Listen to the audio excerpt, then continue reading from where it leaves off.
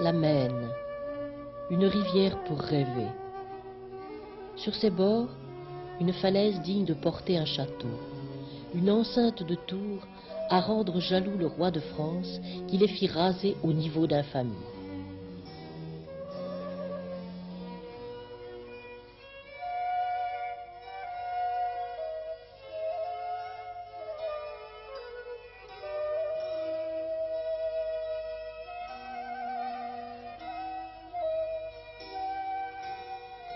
Dans le silence de cet espace protégé, dans cet écrin imposant, repose un joyau, comme belle au château dormant, une tapisserie, mieux, une tenture, la plus ancienne que l'on connaisse, la plus vaste qui fût jamais tissée.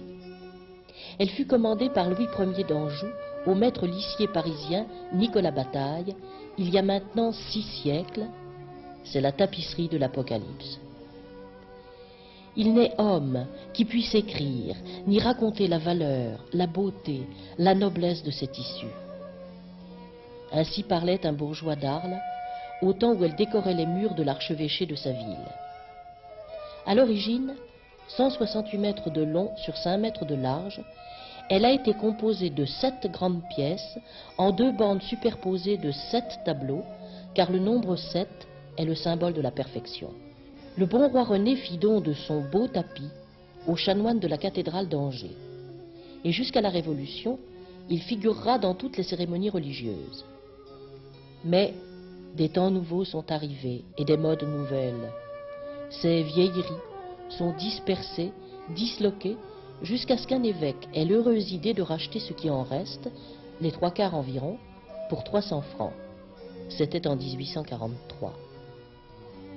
L'Apocalypse, thème cher aux créateurs du Moyen-Âge, qui ont aimé évoquer la grande voix mystique qui annonce, par-delà les conflits, par-delà le duel du bien et du mal, la victoire finale des bons, la victoire des jours heureux sur les mauvais jours et la naissance d'un monde nouveau. L'Apocalypse, une vision pour tous les temps. En ce temps-là, Pierre était mort, exécuté. Paul était mort, exécuté, comme Jésus-Christ. Jésus-Christ, dont on avait annoncé le retour imminent, tardait à revenir. Les persécutions commencèrent. Jean, l'apôtre, jusqu'alors silencieux, avait compris que l'Église, désormais, devait affronter le temps, la durée, qu'elle devait affronter aussi les dangers et les ennemis de toutes sortes. Alors, il lança comme un grand cri d'espérance le cri de la victoire au-delà de toutes les batailles, le cri de la victoire au-delà de la mort, le cri de l'Apocalypse. Moi, Jean, je fus ravi en esprit le jour du Seigneur, et j'entendis une voix forte qui disait: « Ce que tu vois, écris-le dans le livre et envoie-le aux 7 églises. »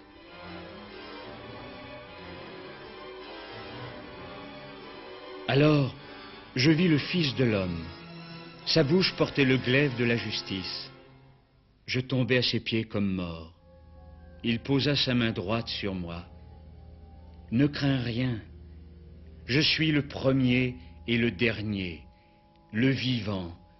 Je serai vivant pour les siècles des siècles, et je détiens les clés de la mort et de l'enfer. »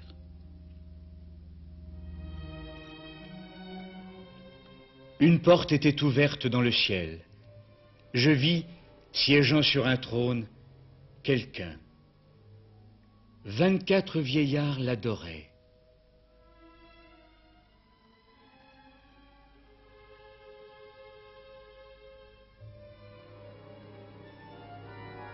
Lui tenait un livre dans sa main. Mais le livre est fermé, scellé de 7 sceaux. Qui sera digne d'ouvrir le livre?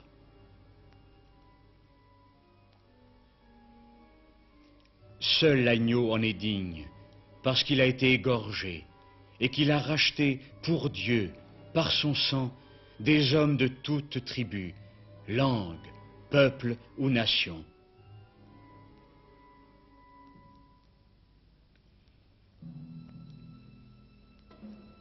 quand l'agneau rompit le premier sceau, je vis paraître un cheval blanc. Celui qui le montait avait la couronne et l'arc de la puissance. Et je vis paraître un cheval noir. Celui qui le montait portait à la main la balance de la famine.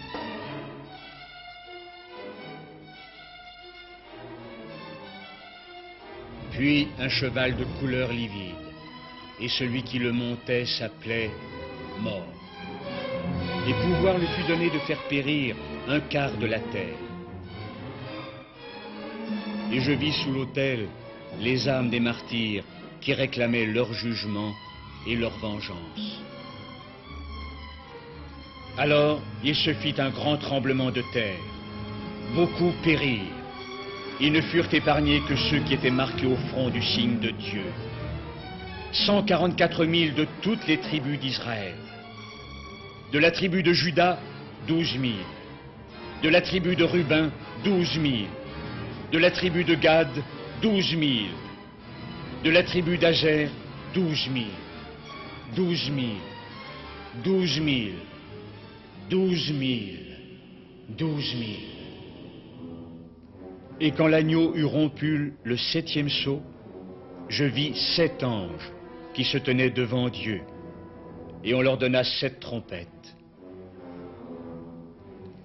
Le premier ange sonna de la trompette, et il y eut de la grêle et du feu mêlé de sang, et le tiers de la mer devint du sang, et le tiers des créatures qui avaient souffle dans la mer périt, et le tiers des navires fut détruit.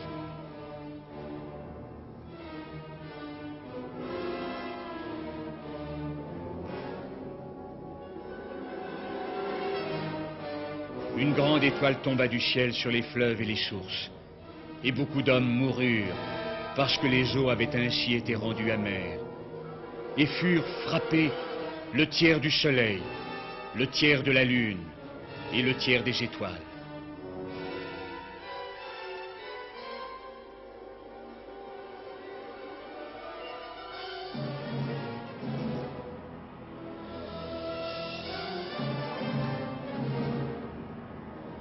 Et le puits de l'abîme fut ouvert. Il en sortit des sauterelles qui se répandirent partout.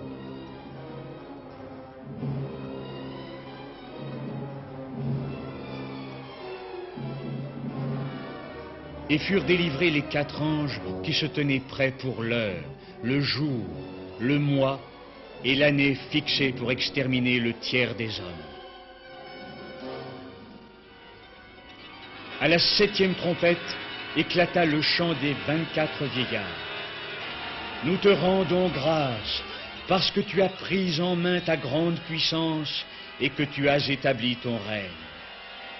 Alors commença le grand combat de la femme et du dragon. Bataille dans le ciel, bataille sur la terre.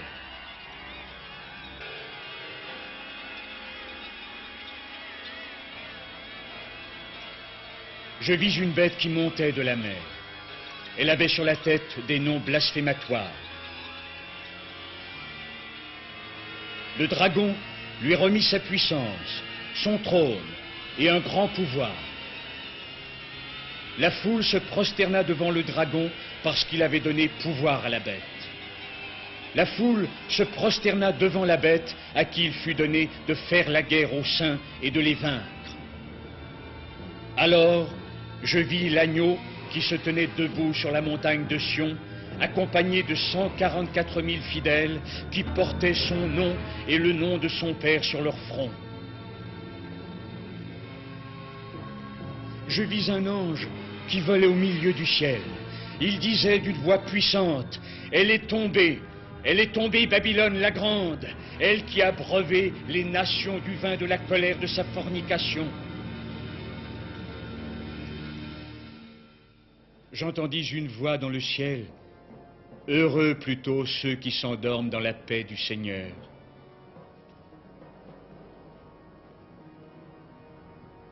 Un autre ange proclamait, « Et si quelqu'un adore la bête et son image, lui aussi boira du vin de la colère de Dieu. » Alors débordèrent les 7 coupes de la colère de Dieu.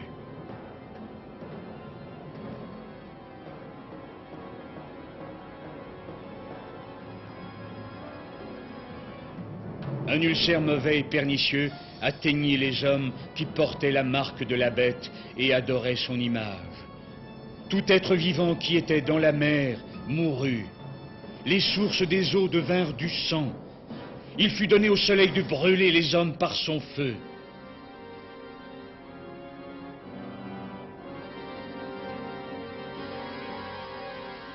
Le royaume de la bête fut envahi de ténèbres, et le grand fleuve de l'Euphrate fut tari pour que fût préparée la route des barbares qui venaient d'Orient.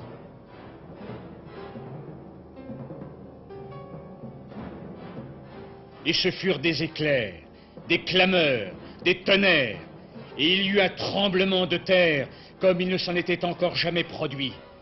Une voix forte cria, « Elle est tombée, Babylone la grande! Elle est devenue la demeure des démons impurs, car toutes les nations ont bu du vin de sa furieuse prostitution, et les rois de la terre ont forniqué avec elle, et les marchands se sont enrichis du débordement de son luxe. Ses péchés se sont accumulés jusqu'au ciel, et le Seigneur s'est souvenu de ses iniquités. »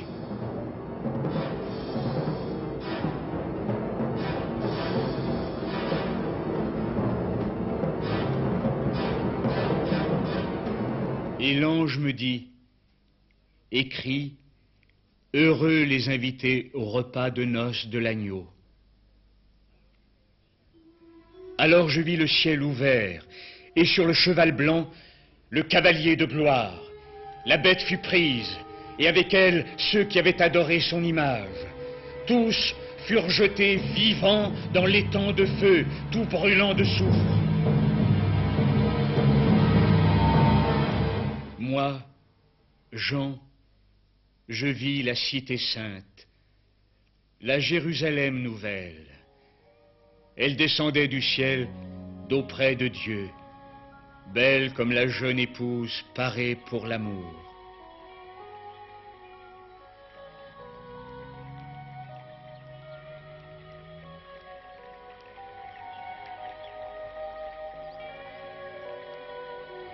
L'ange me fit voir le fleuve de vie éternelle. Viens, que l'homme assoiffé s'approche et qu'il boive, car voici que je fais toutes choses nouvelles.